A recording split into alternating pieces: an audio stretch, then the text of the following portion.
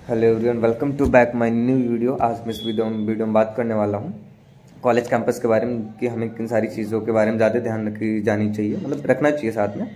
ठीक है, तो अभी फ़िलहाल मैं IRT से होता है IRT के कैंपस के बारे में बता रहा हूँ, जो कि अभी इस सीज़न से ही न्यू जो बैच है 3rd ईयर जो भी गए हैं उनके लिए भी कंपनियाँ आने स्टार्ट हो चुकी हैं। 2-3 आ चुकी हैं, जैसे टाटा हिटाची। अच्छे खासे पैकेजेस पे आ रही है इस बार। जो पैकेज है अप्रॉक्स 4 लाख पर एनम है। ठीक है, टाटा हिटाची आ गई और टाटा प्रोजेक्ट आ गई और प्रिज्मा आ गई। बाकी सारी ऐसी रूटीन वाइज अपना 2024 तक आ जाती हैं। ठीक है, तो सबसे मेन चीज़ हमें जो ध्यान रखनी होती है कि बैठने से पहले हमें क्या पता होना चाहिए, क्या क्या होता है और कैसे होता है, सारी चीज़ों को हमें पहले पता होना चाहिए।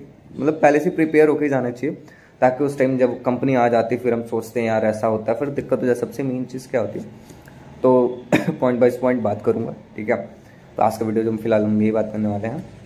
जैसे कि सबसे मेन चीज़ होता है अपना रिज्यूम। कुछ कंपनियां अपना फॉर्मेट देती हैं कि हमको इस फॉर्मेट में स्टूडेंट्स का डाटा चाहिए, तो वो अपना पहले ही शेयर कर देती हैं। ठीक है, कंपनी आने से पहले सबसे पहले हमारे TPU डिपार्टमेंट के पास जाते हैं, वो शेयर करते हैं किस किस ब्रांचेस के लिए कंपनी आएंगे। फिर उसके बाद उनकी जो एक होती नहीं है सिलेक्शन प्रोसीजर, वो पहले HR क्लियर कर देते हैं कि मुझे 10th में इतना % चाहिए, 12th में इतना चाहिए, डिप्लोमा में इतना चाहिए, इतना % होना चाहिए, कोई बैकलॉग नहीं होनी चाहिए करंट में। ठीक है, मतलब सब में एकदम क्लियर पास होना चाहिए। तो बैकलॉग पहले ही नहीं देते। जो अच्छी कंपनियां होती है, जो अच्छे पैकेजेस देती हैं, उनको कोई बैकलॉग नहीं चाहिए होता है। वो पहले से अपने क्राइटेरिया डिसाइड कर देती हैं। और जो सेलेक्ट होते हैं एग्ज़ाम्स के लिए, तो कंपनी ही डिसाइड करती है। ठीक है, तो कुछ लोग अपना ऑनलाइन एग्ज़ाम ले लेते हैं, कुछ रिटेन लेती हैं कंपनियाँ। जब उसके बाद हम सेलेक्ट हो जाते हैं, सेलेक्ट होने के बाद क्या होता है कि जैसे फिर वो अपना रिटन एग्ज़ाम कराते हैं। रिटन एग्ज़ाम जब हो जाएगा फिर उसका तो ऑब्वियसली जाहिर सी बात है आपका इंटरव्यू का सेक्शन आता है, जो सबसे मेन होता है। ठीक है, जिसमें हमें सबसे ज़्यादा ध्यान रखना चाहिए। उसके लिए हमारे पास प्रॉपर CV और रिज्यूम होना चाहिए, एकदम वेल मेंटेन, एकदम अच्छा, ना कि बहुत ज़्यादा डिज़ाइनर। मतलब उसमें इतनी चीज़ें मेंशन करिए जो एक नॉर्मली, ना कि बहुत हाई फाई मेंशन कर दिया ये वो वगैरह वगैरह, मैं ऐसा कर सकता हूँ, ये कर सकता हूँ, वो कर सकता नहीं। इसमें वो चीज़ लिखनी होती है जो आपको याद हो, जो आपको पता है, मतलब कि आप खुद से उसको बनाओ। कैसे कॉपी पेस्ट मत करो। कॉपी पेस्ट में क्या होता है, कभी कभी मान लो ऑब्जेक्टिव जो लिखते हैं कुछ भी कोई भी लिख देता है। ठीक है, इनकेस अगर इंटरव्यूअर का मूड हुआ, ठीक है, ऑब्जेक्टिव आपने जो लिखा है क्या लिखा है, उसका मतलब क्या है। फिर आपने कहा कॉपी पेस्ट किया, भाई पहले सवाल में उसके फंस गए। ठीक है, हमें उस चीज़ का ध्यान रखना, खुद से ऐसा लिखना कि हमें उस चीज़ का मतलब अच्छे से पता होना चाहिए। ये होता है। और फिर जाहिर सी बात है, उसके बाद इंटरव्यू में जब हम बैठते हैं तो उसके बाद सबसे पहले जो खुद को इंट्रोड्यूस करना होता है, तो इंट्रोड्यूस करते कैसे हैं, ठीक है, वो हमें ज़्यादा ध्यान रखना होता है। जैसे कि कॉलेज में फ़िलहाल देखा होगा कि हमेशा इंट्रो होता है, तो हम अपने सीनियर को बताते हैं ऐसे कि ठीक है माय नेम इज़ ये, मेरे फादर का नाम है, ऐसा ऐसा ऐसा सब कुछ बता देते हैं। ठीक है, वो तो एक नॉर्मली होता है कि वो इसलिए मैक्सिमम होता है इंट्रो कॉलेजेस में कि कोई भी जूनियर हो तो बोल पाए। ठीक है, तो सबसे मेन चीज़ वो हर एक हमारी पॉइंट को नोट करते हैं, मतलब नोटिस करते रहते हैं कि हमारी हरकतें कैसे, हम करते कैसे हैं। पहले सबसे मेन चीज़ हम घुसते कैसे अंदर। ठीक है, इन केस ठीक है अपना आपको इंटरव्यू के अंदर घुसना, अंदर कमरे में इंटरव्यूअर बैठा है, ऐसा होता है सीधे भाई हम धड़ाक से दरवाज़ा खोल लिया और घुस गए अंदर। ठीक है, ऐसा भी नहीं होता। पहले नॉक करके उससे पूछना है भाई कि मैं अंदर आऊँ या ना आऊँ। अब डायरेक्टली थोड़ी ना कुछ जाना है, तो इन सारी भी चीज़ों का ध्यान रखना, उससे पूछना है। ठीक है, फिर उसके बाद उसको जाते ही पहले विश करना है। विश करने के बाद अब ठीक है आप खड़े रहो, खुद ही आपको बोल देगा टेक योर सीट, देन आप बैठ जाओ। ठीक है, अब मस्त तो एकदम चल भाई, कोई नहीं बैठ पाता, बट फिर भी खुद को एकदम नॉर्मल रखना पड़ता है। हाँ, और वहाँ पे सबसे मेन चीज़ होती है हमारी ड्रेसिंग सीन्स, कि हम अपना ड्रेसिंग सीन्स कहते हैं। जाहिर सी बात है हम कॉलेज के ड्रेस में होते हैं फिलहाल, और भाई अच्छे खासे हेयर कट करा लेते हैं, बट दाढ़ी वाड़ी बढ़ा के जाते थे, ऐसा कुछ नहीं। मतलब एक नॉर्मल होकर जाना चाहिए, ऐसा लगे कि हाँ आप इस जॉब के लिए प्रिपेयर होकर आए और आपको जॉब की ज़रूरत है। ठीक है, ऐसे टाइम पास के लिए जाओगे ना, आपको स्टाइल से पता चल जाता है कि आप टाइम पास करने गए। तो जैसी बात है पहले फिर आपसे उसी तरीके के सवाल पूछता है कि भाई उसको भी फिर टाइम पास ही करना होता है। होता नहीं, क्योंकि कुछ टाइम में जब हम जाते हैं इंटरव्यू का, तो जो सामने वाला इंटरव्यू रहता है वो हमारी बॉडी लैंग्वेज को आराम से समझ जाता है। ठीक है, सामने वालों को कितना पता है, कैसे पता है, क्या कर सकता है। कुछ बॉडी लैंग्वेज हमारी डिसाइड करके बता देती है कि हम कर क्या सकते हैं। उसके बाद जब हम अपने खुद को इंट्रोड्यूस करते हैं, तो सबसे पहले अपना क्या करते हैं, नाम बताते हैं, फादर्स नेम, फिर इसके बाद बिलोंगिंग, स्पेसिफिकेशन। ठीक है, अपनी सारी को पॉइंट वाइज पॉइंट चलते हैं। ठीक है, अब वहाँ पे हिचकिचाना नहीं होता। सबसे पहले फिर 10th 12th जो भी होती है सब कुछ आपने जहाँ पे ये करते हैं समर कैंप वगैरह ट्रेनिंग किए होंगे, तो वो सारी चीज़ उसमें मेंशन करनी होती है। सब कुछ प्रॉपरली एकदम आराम से बताना होता है। उसके बाद जब उसके क्वेश्चंस आते हैं, ठीक है, फिर आपसे कभी कभी वो बैकग्राउंड के बारे में बात कर लेते हैं, आप क्या करते हैं वगैरह सब कुछ पूछने, फिर आपसे क्वेश्चन पूछना स्टार्ट करता है।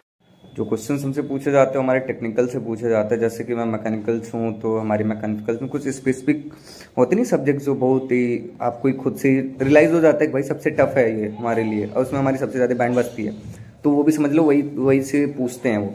जैसे कि फर्स्ट सेमेस्टर हमारा सबसे वही सबका फेवरेट भाई मैकेनिक्स, उससे तो क्वेश्चन 100% ही आने होते हैं, मतलब वो पूछेगा ही पूछेगा। अगर मैकेनिकल का तो 100% आपसे जाएगा सीधे उठा के बीम वाले में, ठीक है, ट्रस बीम वगैरह उधर ही लेके जाता है, उसमें क्वेश्चन तो आपको 100% आएगा। और जाहिर सी बात जब रिटन एग्जाम होगा तो उसमें भी वो पूछेगा। उसके बाद वो आएगा आपको लेके फिर अपने आपके सेकंड या थर्ड सेम में जो होता है आपका थर्मल, ठीक है, थर्मल से भी क्वेश्चन आते हैं। थर्मल के बाद सोम हो गया, हाइड्रोलिक्स आ गया, फ्लूइड्स हो गया, ठीक है। फिर आईएमईडी से बहुत नॉर्मली क्वेश्चन आते हैं, ठीक है। आईएमईडी इंडस्ट्रियल जो मैनेजमेंट होता है आपका, उससे रिटन में ही मैक्सिमम पूछे जाते हैं, उससे उतने कुछ खास इंटरव्यू में नहीं पूछे जाते हैं। ईडी में कुछ क्वेश्चन पूछे जाते हैं, ठीक है, मतलब वो आपको ओपिनियन देखना चाहते हैं आप किस तरीके से किसी चीज़ को समझ पाते हैं। जैसे फॉर एग्जांपल में उसके पास एक पेन होगा तो पेन का एग्जांपल दे देगा, उसके पास ग्लास रखी होगी तो ग्लास दे देगा, बोतल रखी होगी बोतल दे देगा, बोलेगा इसका टॉप सेक्शन बनाओ, ठीक है, top view, front view, side view, सारे दे देगा। आपको पेपर में बनाना पड़ता है, अपने साथ एक पेन कैरी करना ही होता है पॉकेट में कि रखे रहो कि कोई भी क्वेश्चन बोल देगा तो आपको उसको करना ही करना है, ठीक है, इसको सॉल्व करके देना ही देना है। फिर उसके बाद जब आपका टेक्निकल राउंड में ऐसे पूछे जाते हैं, फिर आते हैं सिविल में, फिर मैकेनिकल वालों से, फिर उसका कुछ मैकेनिकल की बातें कर रहे थे तो हम उसका जो अपना स्पेशलाइजेशन है उससे भी क्वेश्चन तो पूछे जाते हैं। तो मैकेनिकल की कुछ बुक्स आती हैं तो जिनका मैं नाम बता दे रहा हूँ।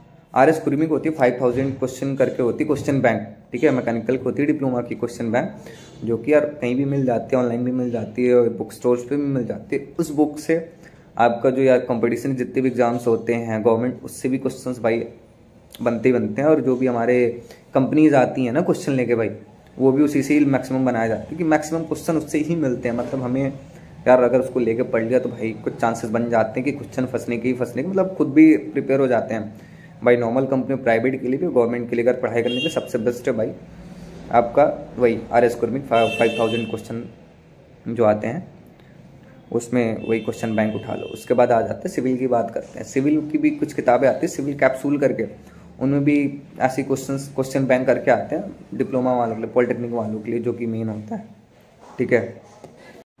उसके बाद फिर जैसे होता है ना उनको जो मेन होता है कोर सब्जेक्ट, उनमें भी फिलहाल भाई पूछे जाते हैं। अगर सबसे मेन चीज़ क्या ध्यान रखना पड़ता है सिविल वालों के लिए, उनको ये चीज़ का ध्यान रख, जो कंपनी आती है पहले उनके बारे में जाकर एक बार सर्च कर लो भाई, जो कंपनी आई है उसका बैकग्राउंड क्या है, वो किस चीज़ के लिए आपको उठाएगी, ठीक है, वो काम क्या करती है, उससे कुछ हमें आइडिया मिल जाते हैं किस तरीके के क्वेश्चन हमसे पूछ सकती है, ठीक है।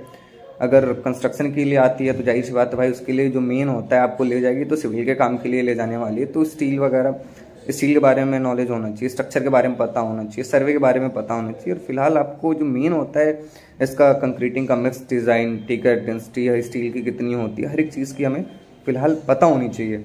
इन सारी चीज़ों का हमें ध्यान तो एकदम रखना ही रखना पड़ता है, श्योर है, ठीक है। ये तो एकदम पूछे जाने ही होते हैं सिविल वालों से, मैक्सिमम उनसे यही सारी तो चीज़ें पूछी जाती है, सर्वे, मिक्स डिज़ाइन, ठीक है, स्टील स्ट्रक्चर, काफ़ी चीज़ें होती है जिनके बारे में मुझे कम से कम पता है, ठीक है। IS कोड हो मैकेनिकल हो चाहे सिविल हो, कंपलसरी है हर एक चीज़ का। हमें मैक्सिमम फिलहाल जो हम यूज़ करते हैं, जो नॉर्मली हम पढ़े लिखे हैं, जो पढ़े हुए हैं, उनके बारे में हमें IS कोड तो पता ही होना चाहिए। स्टील का IS कोड क्या होता है, पाइप का क्या होता है, मतलब काफ़ी सारी चीज़ें होती हैं, सीमेंट का क्या होता है, सबके IS कोड एक फिक्स होते हैं। तो एक IS कोड तो आप लोग को अच्छे से पता होगा, उसके टेबल आपको ऑनलाइन मिल जाते हैं, मार्केट में मिल जाते हैं, तो उसको खरीद कर रखना होता है, ज़रूरी होता है फिलहाल, ठीक है। तो इन सारी चीज़ों का हमें ध्यान रखना पड़ता है। उसके बाद जो HR राउंड होता है, HR राउंड में अब जो हम बैठते हैं, मैक्सिमम इंटरव्यू 2 पार्ट्स में डिवाइड होते हैं, एक टेक्निकल, दूसरा HR राउंड। HR राउंड में जब हम जाते हैं, अगर टेक्निकल में सेलेक्ट हो गए, फिर हम HR राउंड के लिए आगे बढ़ते हैं। HR राउंड में क्या होता है, वो भी सेम आपसे पहले नॉर्मली अच्छे से बात करेगा, ठीक है। बात करने के बाद आपसे पूछेगा आपने क्या किया, क्या पढ़ा, फिर लोकेशन बोले अगर मैं आपको यहाँ भेजूँ तो क्या आप सर्वाइवल हैं, कर पाएंगे ये, तो आपकी सारी चीज़ ऐसे नॉर्मली बात करने के बाद देन वो अपना फीडबैक सबमिट कर देता है। टेक्निकल और HR जब दोनों साथ मिलकर बैठ के फिर रिजल्ट डिसाइड करते हैं कि हमें किस बच्चों को लेना है, ठीक है। तो हमें मेन सारी चीज़ें, इन चीज़ों का ध्यान रखना ही रखना पड़ता है, ठीक है। और ऐसा ही नहीं है कि हम पढ़े लिखे ही नहीं है, किताबें उठाई नहीं, बस घुस गए इंटरव्यू के लिए, तो ऐसा भी नहीं है। भगवान भरोसे तो कुछ होने से रहा नहीं है। हाँ, बट ऑनलाइन हो रहा तो भाई सब लोग फ़ायदा तो उठा ही लेते हैं ऑनलाइन का, रिटर्न में उठा लेते हैं। इंटरव्यू के लिए तो कंपनी 100% आएगी, ठीक है, कॉलेज कैंपस है। और जो कॉलेज कंपनियां में आ रही हैं तो जाहिर सी बात है वो 2 रोल में आएंगे, एक परमानेंट, एक इंटर्नशिप पे, तो पहले बता देती हैं कि मैं इंटर्नशिप पे ले जाऊँगी, वो परमानेंट पे ले जाऊँगी। तो अपने ऊपर डिसाइड खुद के ऊपर रहता है ना कि हम कौन सी कंपनी चूज़ करें। मैक्सिमम सब लोग परमानेंट पे ही भागते हैं। तो अगर जो आज के लिए इतना ही, जो भी अगर कोई डाउट्स हो, जैसा भी कोई क्वेश्चन हो तो पूछ सकते हैं, ठीक है। आप मुझे कमेंट कर सकते हैं, इंस्टाग्राम पे मैसेज कर सकते हैं। मैं इसका अपने इंस्टाग्राम आईडी का दे दूंगा लिंक, ठीक है, डिस्क्रिप्शन में। आप मुझे कभी मैसेज कर सकते हैं, कोई दिक्कत में आपके जो भी डाउट्स होगा मैं क्लियर कर सकता हूँ। Thank you.